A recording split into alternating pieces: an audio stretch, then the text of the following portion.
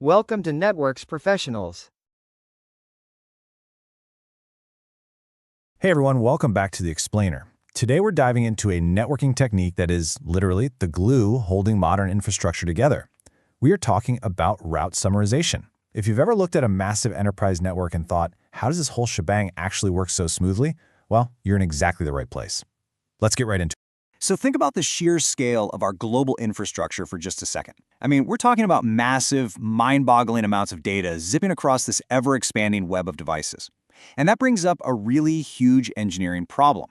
How exactly do routers handle millions upon millions of network addresses without just completely crashing under the weight of all that data?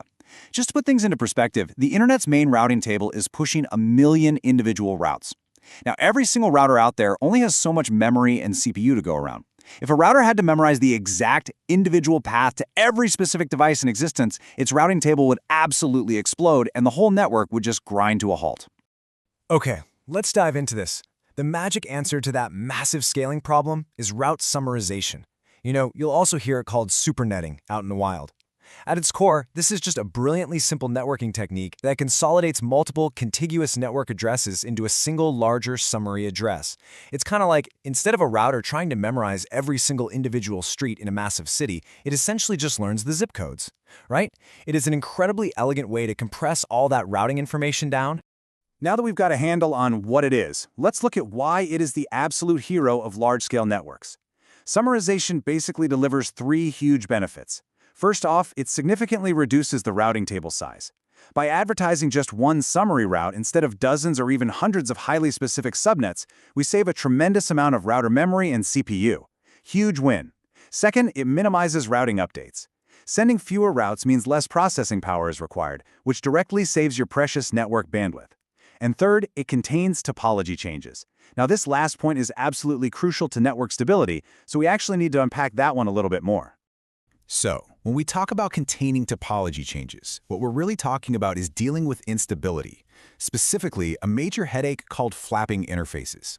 A flapping interface is basically a network link that is just rapidly, repeatedly going up and down, on and off, over and over.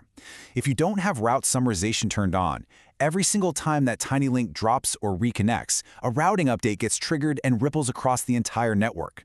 It forces every single router to mathematically recalculate its paths. It's a massive network-wide domino effect. But summarization steps in and hides those flapping interfaces right behind the broader summary route. The rest of the network just sees the nice, stable summary address and remains completely blissfully unaware of the localized chaos. It completely stops that instability from spreading. Now, what's really interesting about this slide is how we actually pull this off mathematically. To create these summary addresses, we have to pop the hood and look at the binary level. What routers do is take the network addresses they want to summarize, convert them into their native binary representation, and literally compare them side by side. What they're hunting for is the longest matching sequence of bits reading from left to right. In networking speak, this unbroken chain of matching ones and zeros is called the common prefix. Let's make this super tangible with a really clear, practical example. Imagine we have 4 separate, distinct subnets in our environment. We've got 192.168.0.0/24, then 192.168.1.0/24, 192.168.2.0/24, and finally, 192.168.3.0/24. Now, in a traditional setup, without any supernetting, a router would need 4 separate, distinct entries in its routing table just to handle traffic destined for these specific networks. But remember that common prefix rule we just talked about? The router looks at the underlying binary data for these 4 addresses and compares them bit by bit, starting right from the very first bit on the far left. And this brilliantly illustrates the real power of supernetting. When the router compares the binary of those 4 subnets, it finds that the first 22 bits are absolutely identical across all 4 addresses. Since we're consolidating 4 networks, which logically represents 2 bits of binary space, our prefix shrinks down from a /24 to a /22. That matching sequence becomes our new boundary. By applying that common prefix, we condense all 4 of those separate subnets into one single, highly efficient summary route, 192.168.0.0/22. Just like that. Boom! we've quartered the amount of memory and processing required to route traffic to these exact destinations. Of course, actually doing this in the real world does come with some strict rules of engagement. For this mathematical magic to work properly, the summarized networks absolutely must be contiguous. What that means is they need to be sequential, consecutive blocks of IP addresses that physically exist in the same logical area of your network topology. You can't just take disjointed, random subnets scattered across completely different geographic locations and bundle them together into a summary route.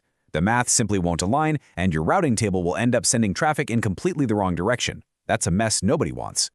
That brings us to a really important safeguard when you're designing these summarized environments. So the crucial point is understanding how to prevent a routing loop if traffic enters the network looking for an IP address that falls within your broad summary range, but that specific subnet doesn't actually exist yet. The absolute best practice here is something called black hole routing. When you create your summary route, you configure the router to point it to a null interface, commonly known as null zero. Think of null zero as a digital trash can. By doing this, you guarantee that if traffic destined for a non-existent subnet hits the router, it is immediately and safely dropped. It just falls right into the black hole, rather than bouncing back and forth endlessly between routers and eating up all your bandwidth. When you step back and really look at the sheer elegance of how supernetting compresses routing tables, how it prevents localized topology changes from tearing down wider networks, and how it uses clever tricks like black hole routing to keep traffic flows safe, you start to realize just how incredibly vital this all is. Which leaves us with this final thought. Without these summarization techniques quietly running behind the scenes, continuously, mathematically compressing millions of addresses down into manageable chunks, would the global routing infrastructure simply collapse under its own weight? It's definitely something to chew on the next time you send a packet across the globe. Thanks so much for joining me for this explainer, and keep learning. Thanks for watching.